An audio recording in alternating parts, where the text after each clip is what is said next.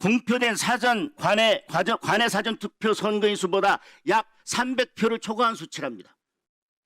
숫자가 안 맞다는 겁니다.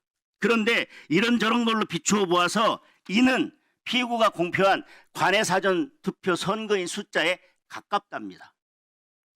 투표 숫자와 투표한 사람과 이 투표를 확인했더니 숫자에 가깝다고 대법원이 판결했습니다. 가까워서 됩니까? 자, 지금 국회에선 비상계엄 국조특위 2차 청문회가 열리고 있습니다. 선관위 관련자들을 포함한 수많은 군인들, 많은 증인, 참고인들이 함께하고 있죠. 자, 근데 여기서 우리가 주목해야 될 장면들이 많은 여당 위원들을 통해 연출이 되는데요. 소재는 부정선거. 합리적 접근으로 선관위 관계자의 모호한 태도를 압박을 합니다. 특히 장동혁 의원, 부정선거를 입에 꺼내기만 해도 미친 사람 취급을 받았던 적이 있었다라며 지금부터 본인이 선관위 관련자에게 묻는 것은 이 기회에 이런 국민적인 의문을 해소해야 될 때라고 지적을 합니다. 무려 대법 판결문까지 전부 다 들고 나와서 선관위원장에게 얘기를 하는데 대단합니다. 부정선거를 믿는 사람들 그리고 믿지 않는 사람들 모두 이 장동혁 의원의 말에는 고개를 끄덕이지 않을 수가 없을 거예요. 그래서 여러분이 꼭 보셔야 되는 영상임이 틀림없을 것 같습니다. 뭐 부정선거 얘기 안 하던 샤인이 변했네 이런 생각을 하지 마시고 장동혁 의원의 말에 저는 전적으로 동의를 하는 입장이니 이 장동혁 의원의 말에 여러분 집중 한번 해보십시오. 이 모든 선관위의 행위들이 부정선거로 귀결된다를 말하는 게 아닙니다. 선관위의 많은 부실한 점들이 국민적인 의혹을 낳게 하고 대법에서조차 부실한 답변으로 은근슬쩍 넘어갔지만 이제는 모든 국민들에게 이것이 알려지게 됐으니 해소의 시간이 필요한 시점이다. 이렇게 말을 하고 싶은 거예요. 선관위는 이런 국민적 질문, 의문의 침묵과 아니다 라는 말에만 의지하지 말고 적극적으로 해소의 시간을 갖는, 자정의 시간을 갖는 것이 앞으로 국민들에게 선관위가 그럴 일은 없어 라는 정도까지 신뢰를 쌓는 데 큰 도움이 될 거라고 저는 생각합니다. 의문만 품어도 뭔가 이상하다라는 생각만 해도 너 부정선거 얘기하냐 정신병자냐 라고 얘기할 시점은 아니라는 거예요. 또한 이번에 윤석열 대통령이 헌재 측에 요청한 투표자 수 검증 신청을 단박에 기각한 요 사건, 이런 것들이 국민적인 의혹을 증폭만 시키는 아주 좋지 않은 예라고 할 수 있습니다. 부정선거 있다, 부정선거 100%다를 외치는 게 아니라 이런 의문점들이 있으니 이번 기회에 확실하게 다잡고 가자 라고 말을 하는 것 뿐인데 그 말조차 거부하며 너넨 이런 시도를 하는 것 자체, 이런 검증을 요구하는 것 자체가 잘못된 거야, 너희들이 병신이야 라고 말하는 그게 더 잘못됐다라 저는 말씀을 드리고 싶습니다. 자, 지금부터 장동혁 의원의 영상 같이 보실 텐데 여러분도 아마 이분의 말씀에 동감을 하실 거예요. 지금부터 해당 영상 같이 보고 가시죠. 중앙선관위 사무총장님께 질의하겠습니다. 선거는 민주주의의 핵심입니다. 그리고 선거의 생명은 공정성입니다. 맞죠? 네, 맞습니다. 그리고 선관위의 존재 이유는 공정한 선거 관리입니다. 거기도 동의하시죠? 네, 동의합니다. 그리고 시스템적으로 그다음에 선거를 관리하는 과정에서 공정하게 관리돼야 된다. 동의하시죠? 네, 동의합니다. 그 과정에 있어서 국민적 의혹이 있다면 이를 설명하고 설득하는 책임도 중앙선관위에 있다고 생각합니다. 맞습니까? 맞습니다. 그런데 그동안 정치권에서는 금기어가 하나 있습니다. 부정선거입니다. 부정선거를 입에 올리면 미친 사람 한 명 추가됐습니다. 당신도 부정선거로 당선된 거네요. 이렇게 치부해 왔습니다. 그런데 아이러니하게도 이번 계엄의 주된 목적 중에 하나가 부정선거의 가능성이 있는지 없는지 여부를 확인하기 위한 것이었습니다.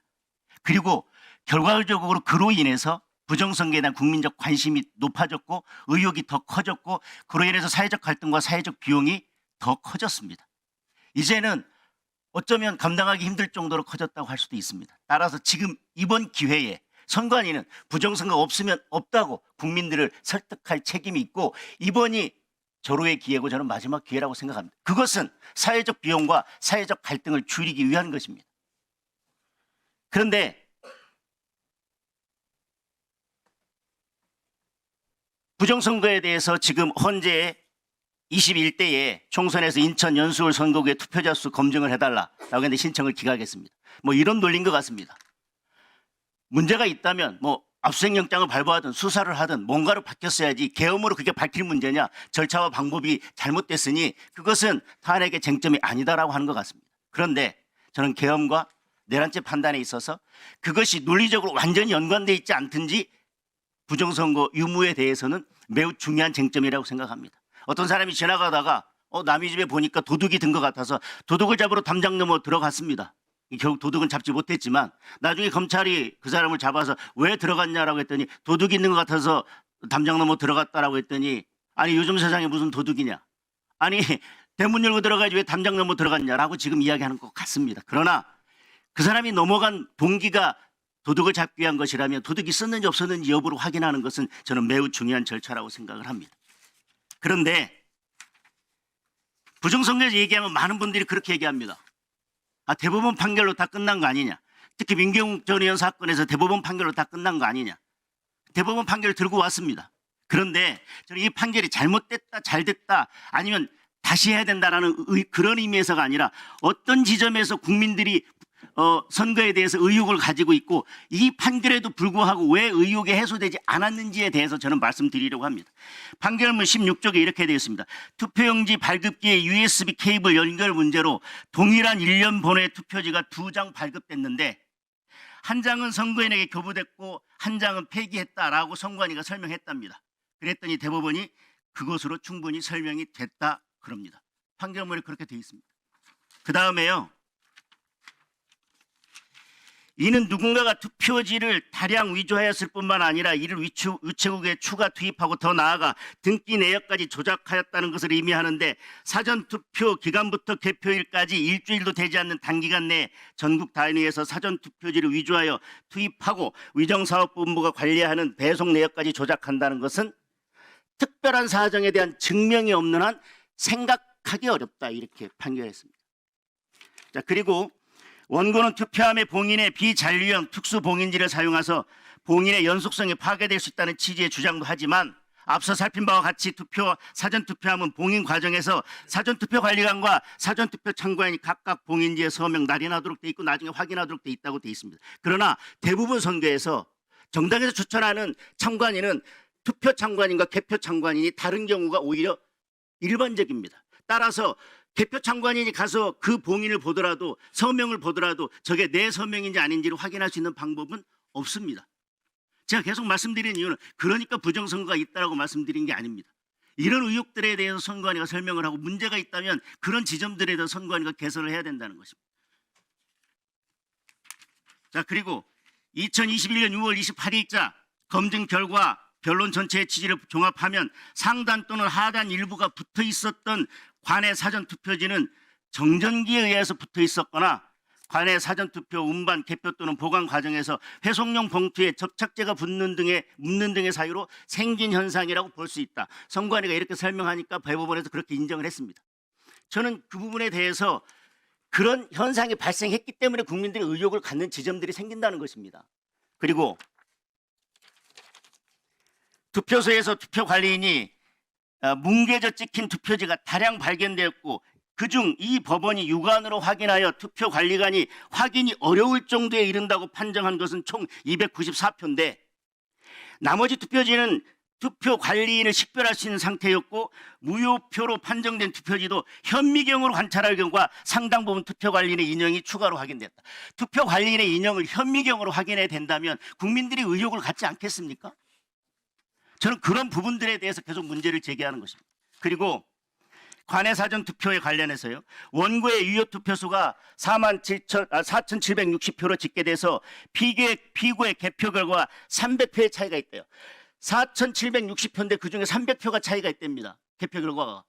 그런데 피고가 공표한 이 사건 선거의 총 관외수표 선거인 숫자는 12,957표로 만일 원고의 유효표 숫자가 이 법원이 집계한 결과와 같이 4,760표였다면 총 관외 사전 투표 수량은 13,248표. 그래서 공표된 관외 사전 투표 선거인 수보다 약 300표를 초과한 수치랍니다. 숫자가 안 맞다는 겁니다. 그런데 이런저런 걸로 비추어 보아서 이는 피고가 공표한 관외 사전 투표 선거인 숫자에 가깝답니다. 투표 숫자와 투표한 사람과 이 투표를 확인했더니 숫자에 가깝다고 대법원이 판결했습니다. 가까워서 됩니까? 단 한 명이라도 한 표라도 정확하게 일치해야 되는 거 아닙니까? 대법원 판결에 가깝다고 돼 있어요. 확인해 보니까 투표 숫자하고 투표인 숫자하고 1분 더 쓰겠습니다. 1분만 더 주십시오. 네. 가깝답니다. 네. 그다음에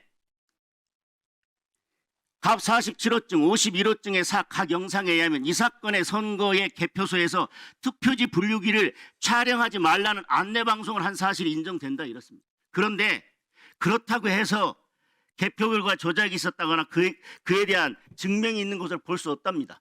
조작이 있었는지 없었는지를 떠나서 왜 참관인이 분류기를 촬영하지 말도록 공식적으로 방송까지 하느냐 이 말입니다. 이런 부분에서 국민들이 의혹을 갖는다는 겁니다. 관외 사전 투표함 보관 장소에 CCTV를 설치하지 않았다거나 투표지 분류기에 저장된 파일을 저장 매체에 옮기고 삭제하였다고 해서 그런 조치에 위법이 있다고 할 수 없다. 법률 규정이 없으니까 위법은 아니지요. 저는 많은 경우 이 중에서 해소된 부분도 있지만 저는 이런 부분에 대해서 선관위가 국민들을 설득하고 국민들에 대해서 의혹을 해소할 의무가 있다고 생각을 합니다.